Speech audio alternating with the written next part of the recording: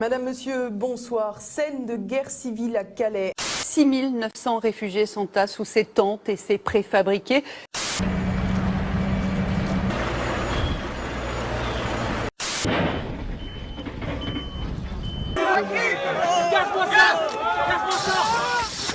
On reste prêts, hein, les gars.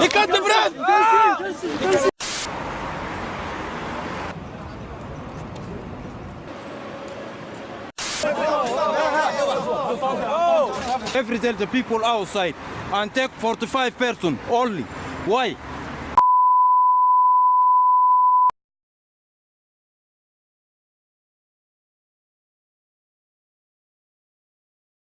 My name is Thelma Chwana and I am a Zimbabwean journalist.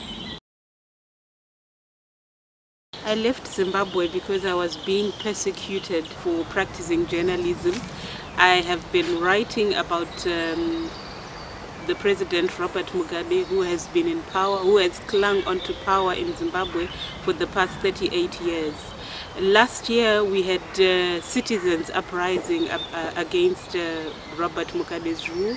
We had a lot of protests and I had been covering those protests, and unfortunately this did not make Robert Mugabe and his government happy, and they decided to persecute me. My welcome in France was not a very good one. I was received by police. The police gave me a piece of paper and told me to go to an address which I had no idea of getting to. When I told the police that I did not know anywhere in France and that I did not have any money, they asked me to go on the streets to beg for money to take me to the address they had given me.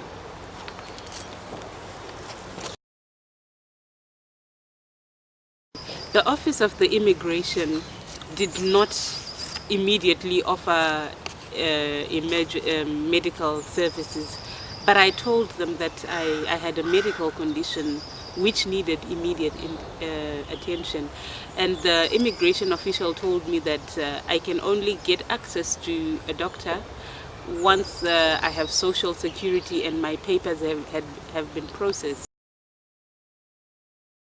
I found someone who helped me to get to the shelter, and at the shelter it was really cold, but at least, you know, we had a roof over our head.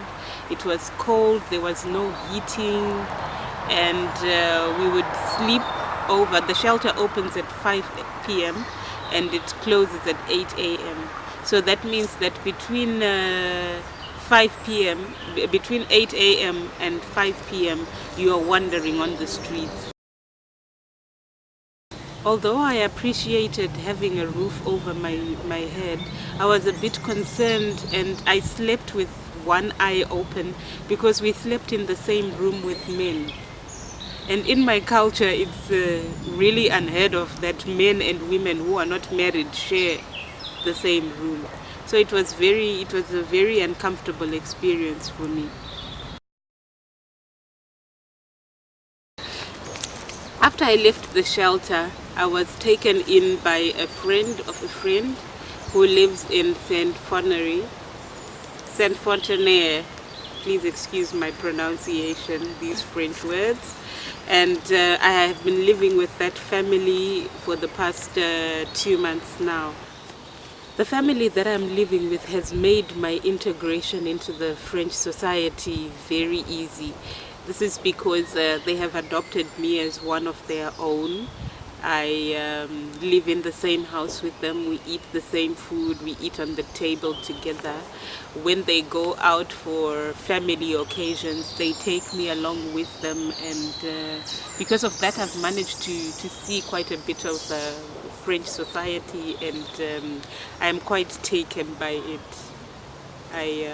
We've watched movies together, we've been to the cinema, we've been to the theater, and we cook together. I've actually learned to cook quite a few French dishes. The family I am living with has been kind enough to introduce me to to an association that helps immigrants integrate into the French society. This association also offers free French lessons for immigrants. I have since enrolled in the French lessons, and I've been going for my French lessons for the past 3 weeks now.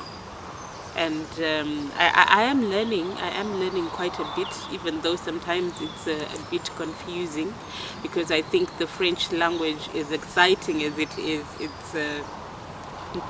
it's quite challenging. But I am up for the challenge. My whole experience in this journey has been very emotional.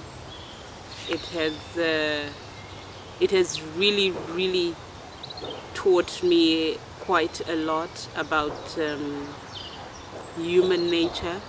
It has taught me that sometimes all that glitters is not gold, because most of the times when we are at home back in Africa, we see European countries like French as heaven on earth. But when I got here, I said to myself, this is such a shame for the French government to treat human beings in this manner.